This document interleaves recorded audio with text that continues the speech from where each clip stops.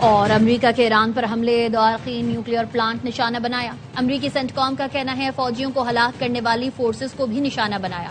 خوزستان، ہرمزگان کے شمسری ایک بندر عباس میں بھی حملے کیے۔ ایران کے جوابی وار، اردن میں امریکی اڈوں پر میزائل داغے، عمان میں سائرن بجائے گئے، عقبہ ایئرپورٹ اور بندرگاہ خالی۔ ایران نے 2 روز میں دوسری بار کویتی واٹر پلانٹ کو نشانہ بنایا۔ اہواز اور دلان میں 2 امریکی ڈرون بھی مار گرائے۔ الازق ایئر بیس پر 2 فائٹر جیٹ، 3 امریکی طیارے تباہ کرنے کا دعویٰ۔ ایرانی میزائل حملوں سے اردن میں فوجیوں کی موت پر امریکی صدر ٹرمپ کا اظہار برہمی، کہتے ہیں کہ انتہائی افسوسناک ہے، صورتحال پر بے حد دکھ ہے، ایران کو کبھی جوہری ہتھیار حاصل نہیں کرنے دیں گے، ایران ڈیل پر عمل نہیں کر رہا تو امریکہ کو بھی فکر نہیں۔ امریکی وزیر دفاع پیٹ ہیگزٹ کہتے ہیں فوجیوں کی قربانی ہمارے عزم کو مزید پختہ کرتی ہے۔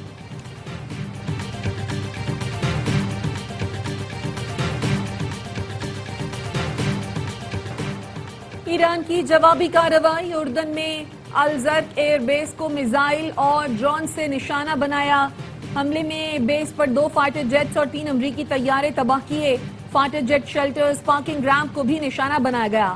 کویت میں 2 امریکی فوجی اڈوں پر ڈرون حملے میں اسلحہ ڈپو اور ریڈار تباہ کرنے کا دعویٰ، پاسداران انقلاب کا کہنا ہے الودیری کیمپ میں ایک اسلحہ ڈپو، علی السالم ایئر بیس پر پیٹریوٹ ریڈار اور فضائی نگرانی کے ریڈار کو نشانہ بنایا گیا۔ ایرانی حملوں سے کویت کے امریکی اڈوں پر آگ بھڑک اٹھی۔ ایرانی فوج کا کہنا ہے یہ حملے ایران پر امریکی حملوں کے جواب میں کیے، جن میں سول انفراسٹرکچر اور شہری علاقوں کو نشانہ بنایا گیا۔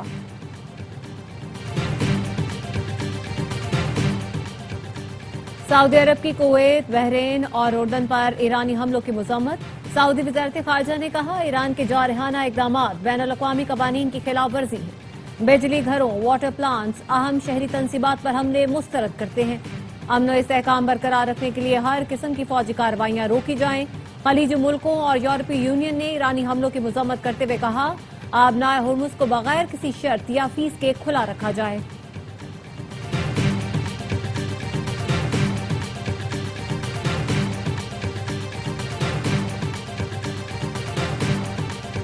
ایران کا امریکہ سے معاہدہ معطل کرنے کا اعلان۔ پاکستان میں ایرانی سفیر رضا میر مقدم نے ایکس پر لکھا 2 اہم سفارتی کامیابیوں کو تباہ کر کے صدر ٹرمپ عوام کی بات کرتے ہیں۔ ٹرمپ نے ایم او یو پر دستخط کے 20 دن سے بھی کم عرصے میں اسے ختم کر دیا۔ امریکہ نے بین الاقوامی اصول پامال کیے، بین الاقوامی برادری کو امریکی اقدامات کی مذمت کرنی چاہیے۔ ابراہیم عزیزی نے کہا امریکی افواج کو ایران کے ممکنہ جوابی اقدامات سے بچنے کے لیے فوری طور پر نکل جانا چاہیے۔ اگر امریکی فوجی واقعی یہ سمجھتے ہیں کہ ہمارے دانشمند سپریم لیڈر کے ناقابل فراموش سبق سے کیا مراد ہے تو وہ ایک لمحہ بھی ضائع کیے بغیر فرار ہونے کی کوشش کرتے ہیں۔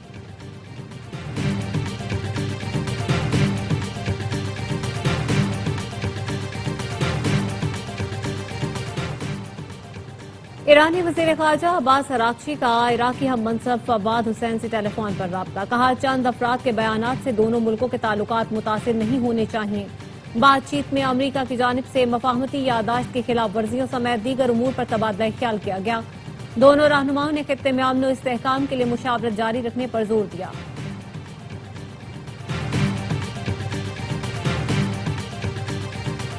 نائب وزیر اعظم اسحاق ڈار کا وینیزویلا کے وزیر خارجہ سے ٹیلی فونک رابطہ۔ اسحاق ڈار نے فیلکس پلاسنسیا کو وینیزویلا کا وزیر خارجہ بننے پر مبارکباد دی۔ ترجمان دفتر خارجہ کا کہنا ہے اسحاق ڈار نے وینیزویلا میں زلزلے سے جانی و مالی نقصان پر دکھ کا اظہار کرتے ہوئے کہا پاکستان اس مشکل گھڑی میں وینیزویلا کی حکومت اور عوام کے ساتھ کھڑا ہے۔ دنیائے فٹ بال پر حکمرانی کی جنگ، فیفا ورلڈ کپ فائنل میں ارجنٹینا اور اسپین کی ٹیمیں آج نیو یارک میں مد مقابل آئیں گی۔ میسی مسلسل دوسرا ٹائٹل جیت کر کیریئر یادگار بنانے کی خواہش مند۔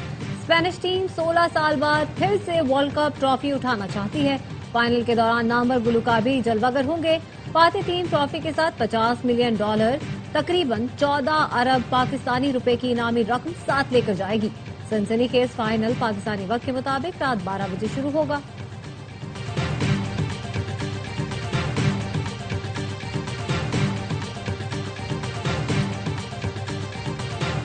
27 جولائی کو تیروں سے شیر کا پہاڑوں میں ایسا شکار ہوگا جو تاریخ یاد رکھے گی۔ 12 سیٹوں کا نعرہ اہم ہے، یہ انسان کی زندگی، حل یہی ہے کشمیریوں کے مطالبات مانے جائیں۔ بلاول بھٹو کا کوٹلی آزاد کشمیر میں جلسے سے خطاب، کہا کوئی وزیر کہتا ہے فلاں علاقے کو کشمیر نہیں سمجھتا تو اس کو وزیر رہنے کا کوئی حق نہیں، کوئی سمجھتا ہے کشمیر کی 10 سیٹیں ان کی جیب میں ہیں تو سن لیں کشمیری کسی کے غلام نہیں، کشمیر کا مستقبل فیصل آباد نہیں بلکہ کشمیری نوجوانوں کے ہاتھ میں ہے۔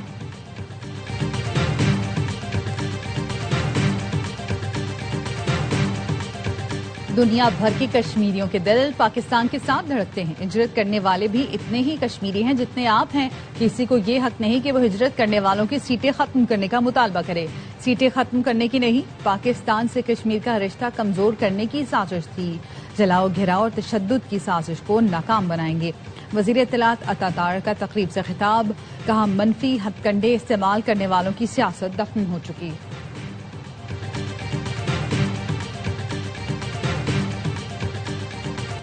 مارکہ حق پاکستان کی تاریخی کامیابی ہے، اس سے متعلق نورین نیازی کا بیان قابل مذمت اور افسوسناک ہے۔ وفاقی وزیر طارق فضل چودھری کہتے ہیں بانی پی ٹی آئی اور ان کی فیملی پاکستان مخالف بیانات کو کوئی موقع ہاتھ سے نہیں جانے دیتے۔ وزیر مملکت برائے داخلہ طلال چودھری نے کہا نورین نیازی کے بیان سے ثابت ہوا کہ یہ پاکستان کے خلاف پراکسیز ہیں، ان کا ہدف صرف ادارے نہیں بلکہ پاکستان ہے۔ نورین نیازی کے خلاف قانونی کارروائی شروع کی گئی ہے۔ وزیر مملکت بلال اظہر کیانی نے کہا نورین نیازی کا بیان پی ٹی آئی کے پاکستان مخالف عزائم کا تسلسل ہے، ایسی بیان بازی ملک دشمنی نہیں تو اور کیا ہے۔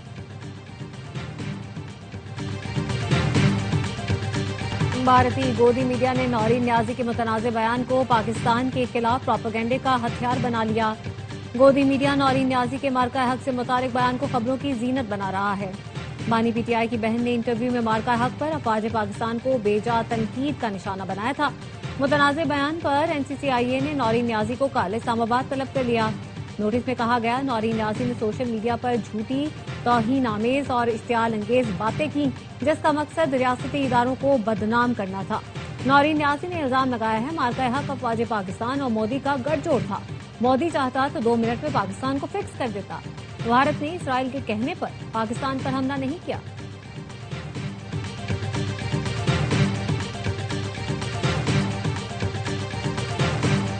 آزاد کشمیر میں انتخابات کی گہما گہمی، پیپلز پارٹی کا کوٹلی میں جلسہ، بائی پاس روڈ سکندر حیات اسٹیڈیم میں پنڈال سج گیا۔ Chairman People's Party Bilawal Bhutto Zardari خطاب کریں گے، سیکیورٹی کے سخت انتظامات۔ وفاقی وزیر اطلاعات عطا طارق کی گاڑی کے قریب ہوائی فائرنگ کرنے والا گرفتار، کار سوار ملزم اسامہ نے لاہور ڈیفنس میں عطا طارق کی گاڑی کو اوورٹیک کیا اور پھر فائرنگ کی، ملزم سے اسلحہ برآمد، گاڑی بھی تحویل میں لے لی گئی۔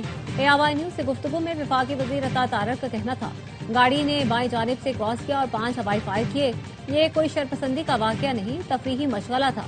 پولیس کے مطابق ملزم ریکارڈ یافتہ ہے۔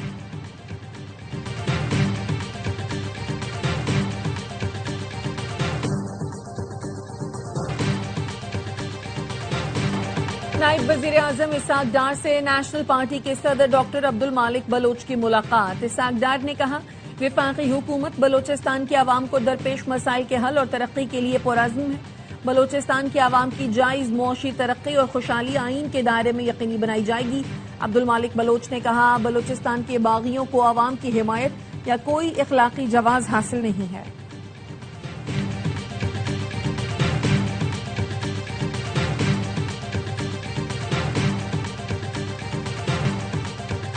آئی جی سندھ نے سرکاری نمبر پلیٹس کے غیر قانونی استعمال کے خلاف ٹریک ڈاؤن کی ہدایت کر دی۔ آئی جی سندھ کا کہنا ہے افسران سرکاری نمبر پلیٹ سرکاری الاٹ گاڑیوں پر لگائیں، نجی گاڑی پر سرکاری نمبر پلیٹ لگانے کی اجازت نہیں ہوگی۔ وادی کاغان، وادی سرن اور دیگر علاقوں میں شدید بارشیں، جبوڑی اور ورگئی سچ میں کلاؤڈ برسٹ، متعدد ہوٹل اور مکانات کو نقصان، ندی نالوں اور دریاؤں میں طغیانی، متعدد مقامات پر لینڈ سلائیڈنگ اور شاہراہوں پر پانی آنے سے ٹریفک متاثر۔ ریسکیو حکام کے مطابق بالاکوٹ کے قریب لینڈ سلائیڈنگ سے گاڑیوں کی آمد و رفت متاثر۔ T G I S P R کی سمر کیمپ 2026 میں شریک طلباء و طالبات کے ساتھ خصوصی نشست، قومی سلامتی، دہشت گردی اور چیلنجز پر تفصیلی روشنی ڈالی۔ طلباء و طالبات نے کہا ہمیں پاکستان کو درپیش داخلی اور بیرونی سیکیورٹی چیلنجز سے متعلق مؤثر آگاہی حاصل ہوئی۔ بلوچستان میں فتنہ ہندوستان، فتنہ خوارج کی دہشت گردی کے ناپاک کردار سے متعلق آگاہ کیا۔ موجودہ دور میں غلط معلومات اور پروپیگنڈا تیزی سے پھیل رہا ہے۔ I S P R summer camp میں 18 سے زائد شہروں کے 4000 سے زائد طلباء و طالبات شریک ہوئے۔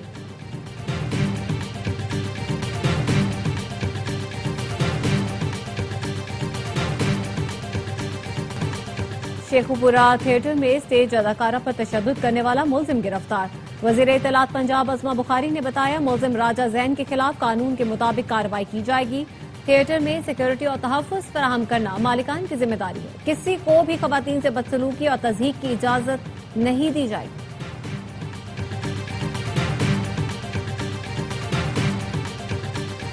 اور معروف اداکار ندیم بیگ 85 برس کے ہو گئے۔ ان کا سحر انگیز فنی کیریئر فلم چکوری سے شروع ہوا۔ فلموں میں اداکاری کے ساتھ گلوکاری کا شوق بھی پورا کیا۔